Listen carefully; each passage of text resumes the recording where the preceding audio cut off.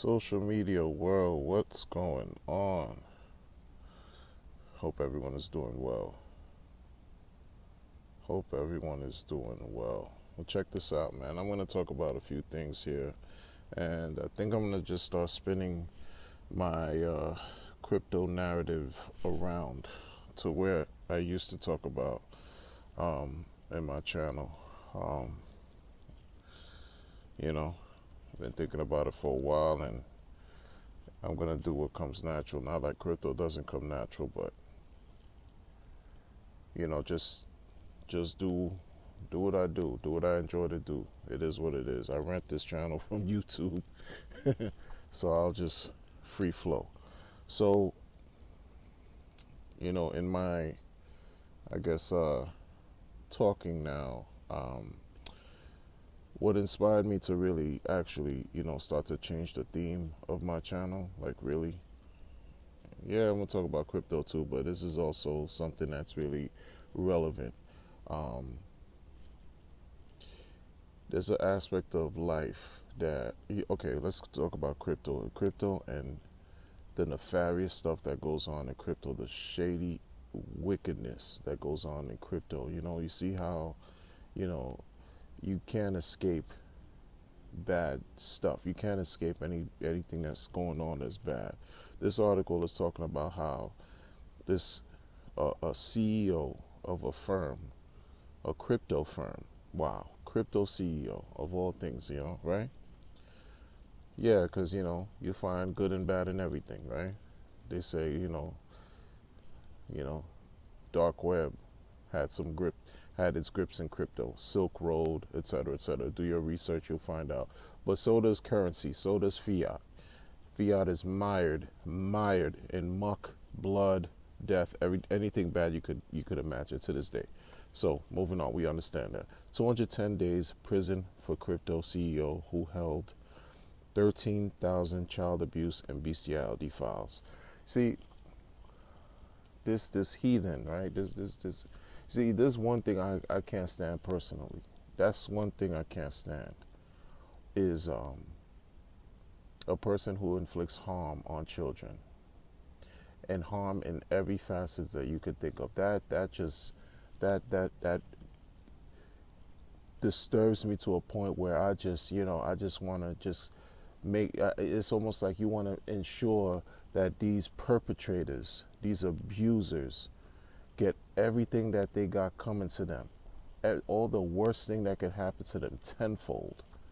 Okay, when I see stuff like this, it makes me think, okay, you see, this is why those of us who are in crypto and we live in life and we live in our lives and we do what we have to do, you have to really, it's important to take care of yourself. It's important to take care of yourself. Some people go, for men, some people go a certain route that I don't really subscribe to. Like, it's all about men, and they don't care for having any allegiance or ties to anything other than themselves. There's an element of narcissism tied to that. To me, there's just something there. It's just I don't subscribe to that.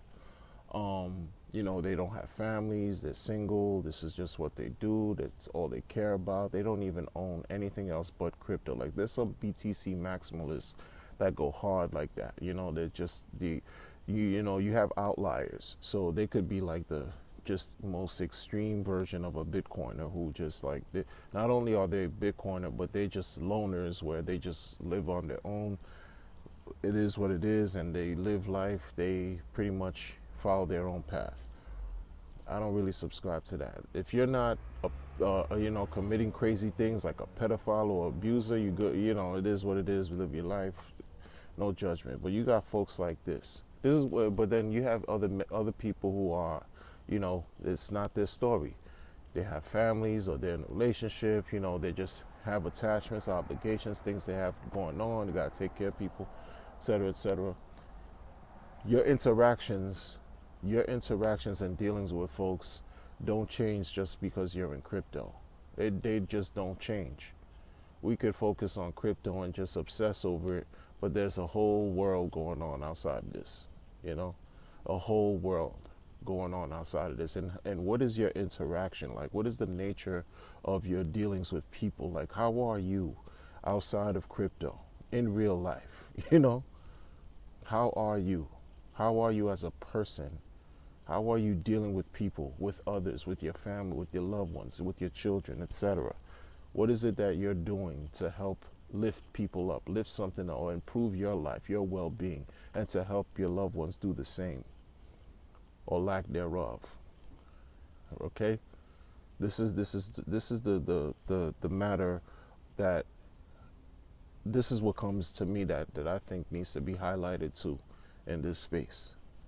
Our dealings with people. What is it that we doing? Because we could have a face for the internet, but behind the scenes there's something else going on. No, I like to just keep one face, not carry two, three, four, be a hypocrite, live my life as a contradiction. That's not my MO, and that's not the MO of my channel.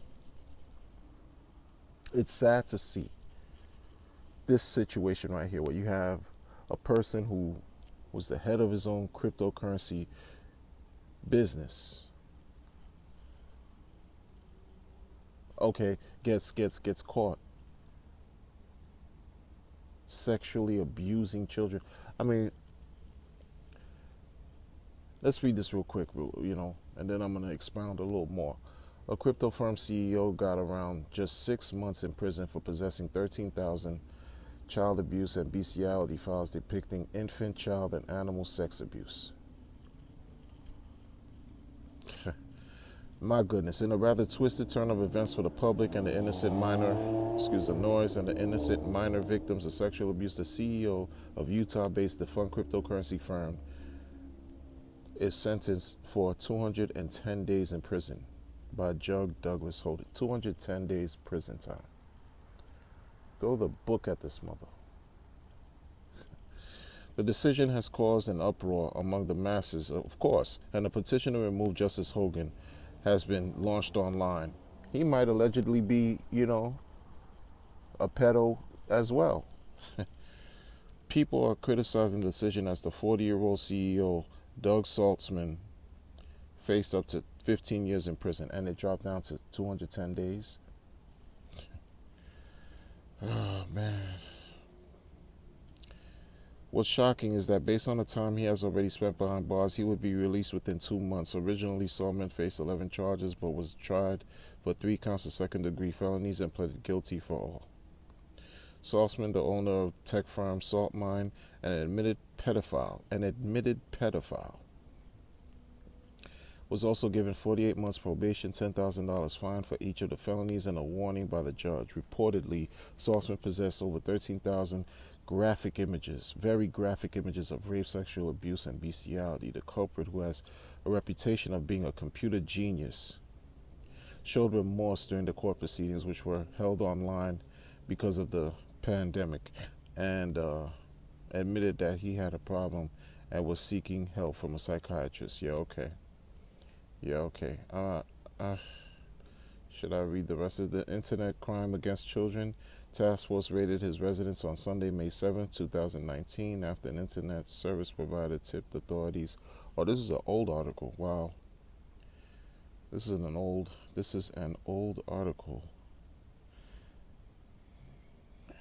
Is it? It was written by the author on the 20th.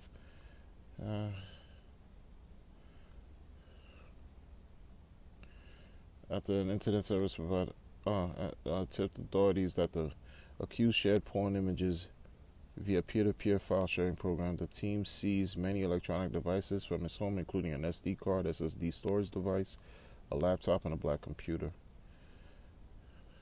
According to KUTV, the evidence was submitted to the National Center for Missing and Exploited Children's Law Enforcement Portal, and child victims from 279 of the submitted files were identified.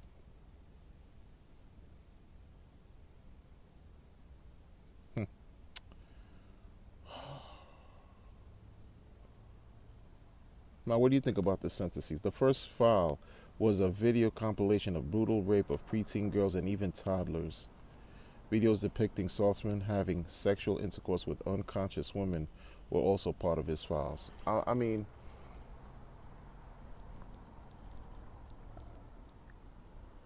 There's a thing that I cannot stand. I'm telling you, like, this is just my goodness, man.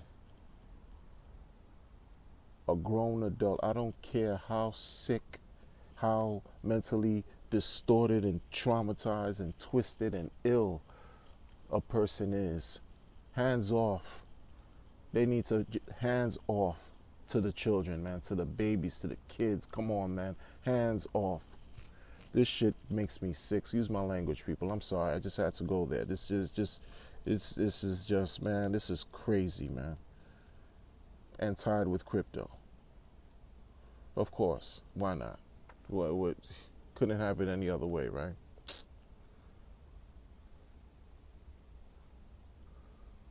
This article was written